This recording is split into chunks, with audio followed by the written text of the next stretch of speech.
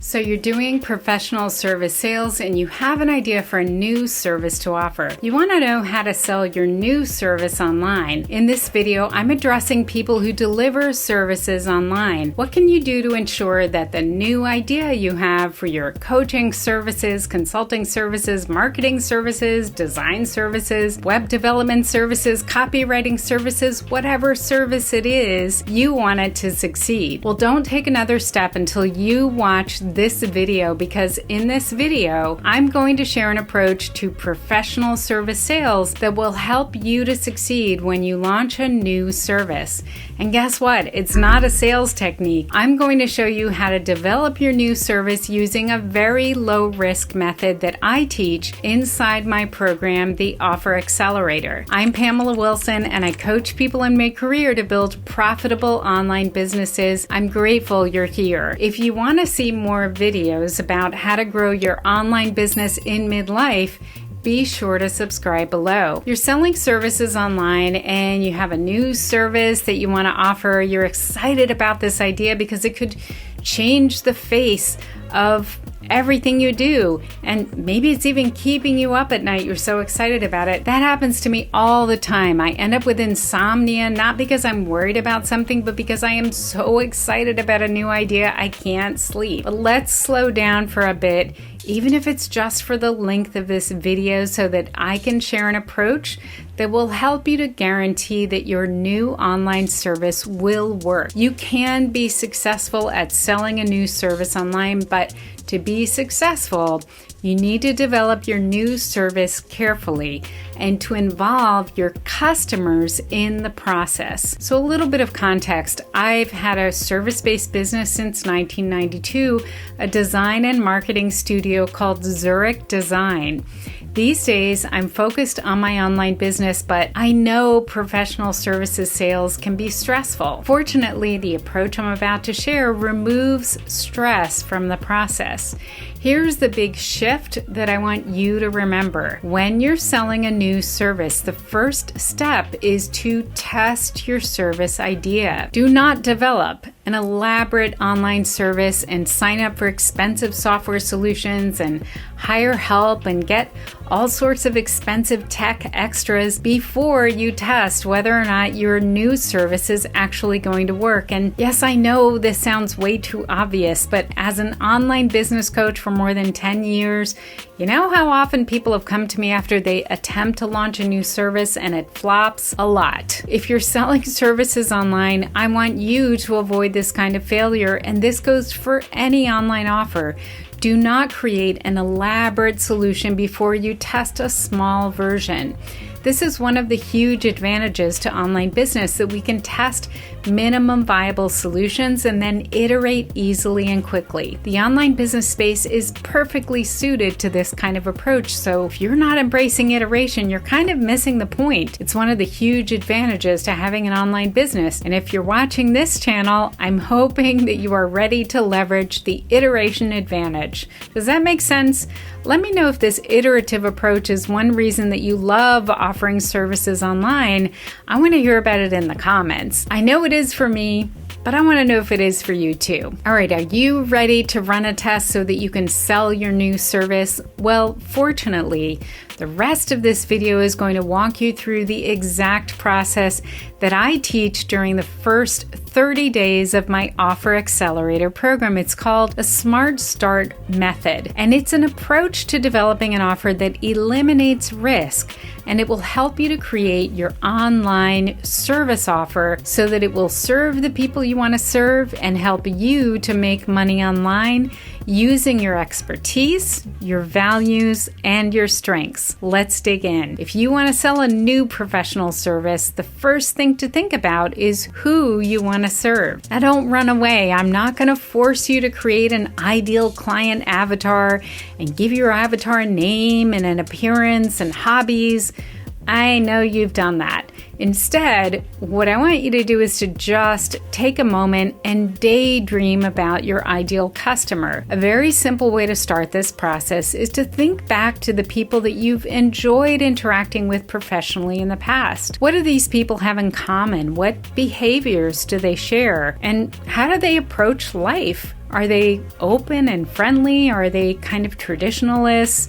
Do they appreciate doing things by the books, or would they rather color outside the lines and think outside the books? Think about the personality types who make the most progress when they work with your services, and think about why that works so well for you. Because here's the thing, as an online service provider, you're going to be working really closely with your clients, and you want to find people who you resonate with and who are open to being guided by your services. That's the group that will most benefit from your new service. So once you're clear about who you want to serve, let's spend some time thinking about what you bring to the table, your personal values. At this point in our lives, we all have things that matter to us. As we create our new online service, we want to be sure that our new service reflects those personal and professional values. That's why it's so important to spend some time thinking about these things before you offer a new professional service. One of the things I say all the time in my Offer Accelerator program is that one of the best ways to make your offer unique is to infuse it with your values. But you can't really infuse it with your values if you don't know what those values are. So spend some time thinking through the values that you want to bring to the online service that you're about to build. Next up, I want you to think about your current strengths. And by strengths, I mean your current skill set that you bring to this new service. Why does this matter? Well, because when you're creating any offer at all, you need to be sure that when you're about to test it, you test the offer based on your current skill set. Don't make this offer test dependent on you having to learn a whole new set of skills. I want you to think about what feels comfortable to you now. If you're not sure how to pinpoint your current strengths, ask yourself these questions. What part of what I do feels easy to me? Specifically, as an example, when I was working as a designer, and this would happen all the time, I would be designing marketing materials, let's say for an event, a live event that was happening, and the client would need an invitation design and maybe some signage, a program book, an ad. And at some point, my client would realize, they didn't actually have any kind of logo for this event. So I would quickly put together a couple of logo ideas, and they would end up loving one of them. And oftentimes that would become the event logo that they would use for years. Logo design feels easy to me.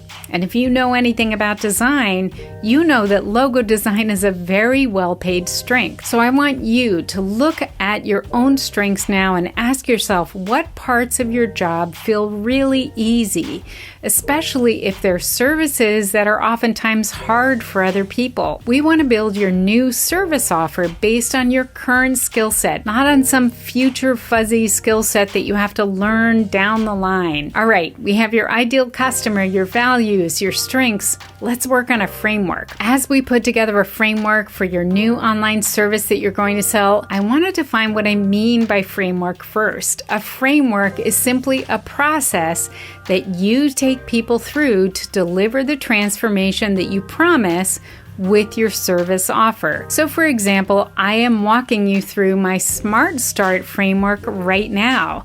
This comes directly from my Offer Accelerator program, and it's a 30-day process for helping people go from offer idea to sellable offer. What your framework does is show your prospects that you have a methodology that you use to take them from point A to point B.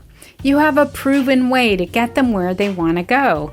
And this is super important because seeing that you have a framework helps your prospects to trust you and to trust that they're going to get results from the service that you offer. Having a simple framework makes your service offer super easy to understand and to sell. So let's say I decide to add a new logo design service to my package of services. Framework for my new logo design service might look like this. Step 1, client meeting.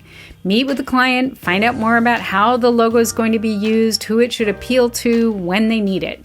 Step 2, logo idea phase. Over a 7-day period, develop 3 to 5 logo ideas to present to the client. Step 3, first presentation. Present the logo ideas to the client and gather feedback. Step 4, logo evolution. Edit the logo ideas based on client feedback. Step 5, finalize the logo. Gather final feedback and create finished logo art to meet all the media needs. You can see that there's nothing special about the framework I just explained. There's nothing magical at all. It simply states the step-by-step process that I use to deliver my service, and you can do the same. But let me tell you, the magic happens when clients see that you have a step-by-step process. It is so reassuring to them. So take the time to develop a framework. We're going to talk about how you'll deliver your new service next, but before we dive into that, if you're finding this video helpful, would you give it a quick thumbs up so that others can find it? Thank you. The next step is to think through your new service delivery plan.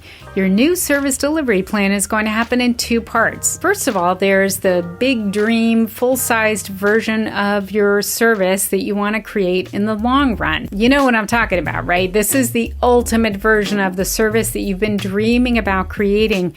Maybe it's modeled on something that you've seen or something you've experienced yourself. Maybe it's simply a brand new and better solution that you want to bring to the marketplace. This is your dream service experience that you want to develop with all the bells and whistles. I want you to write this out and describe it in detail. Don't be afraid to dream big. And then, so that you can test your new service, I want you to minify it. Now, what do I mean by minifying your service? I want you to look at what you deliver and find the fastest, easiest, lowest tech process for delivering this transformation with your new service. When you go to sell a new professional service, this usually involves finding 1 or 2 customers who are willing to go through this new service process with you. You don't need an elaborate sales process to do this. Try just meeting with your existing clients and proposing that they give this new service a test. Give them a great price on it. We're going to talk more about pricing in just a moment. Keep that sales process easy and low key, and that's going to allow you to start testing your new service as soon as possible. But what are you going to charge for it? Well, first, I want you to think about this. How is your new service going to impact your clients' lives?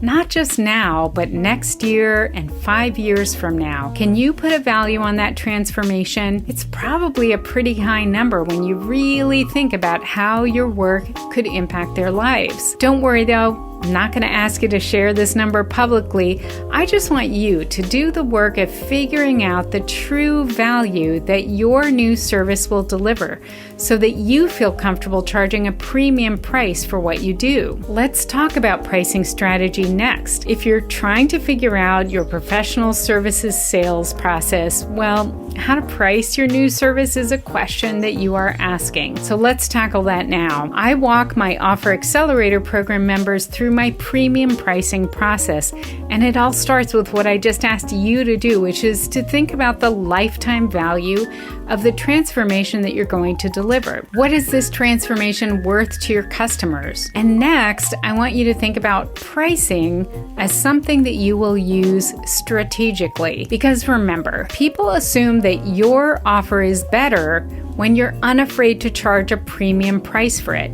That is just the way we are wired as human beings. When something costs more, we wonder, what does that have that other things don't have, right? More expensive things make us feel like they must have something a little extra. Now that you've worked out the lifetime value of your transformation and you have that large number in mind, I want you to think about what the regular price for your new service is going to be. What is the base price that you would like to get for this service? For example, if you want to charge $3,500 for your new service, consider testing it by offering it at $1,750. If you want to charge $2,400 for your new service, consider testing it at $1,200. A quick review.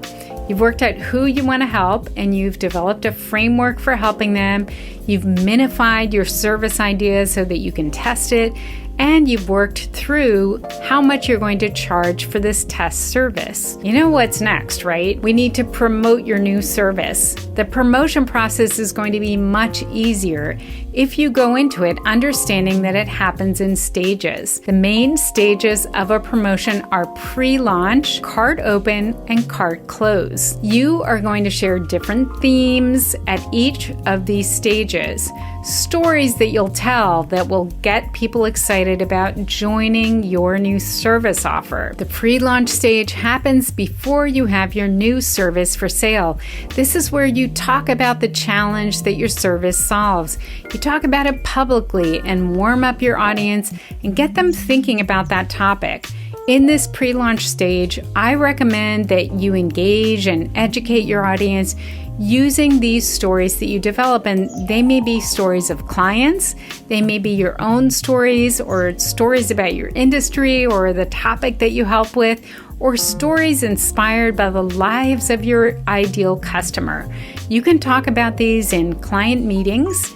You can talk about them on social media. If you have an email list, you can mention it in your email messages. Just start talking about this topic before you have your new service for sale. Now, one note, people ask me all the time, how should they explain that a service is brand new and they've never sold it before and they don't have any testimonials for it? Well, I want to encourage you to turn this whole situation on its head and use it to your advantage.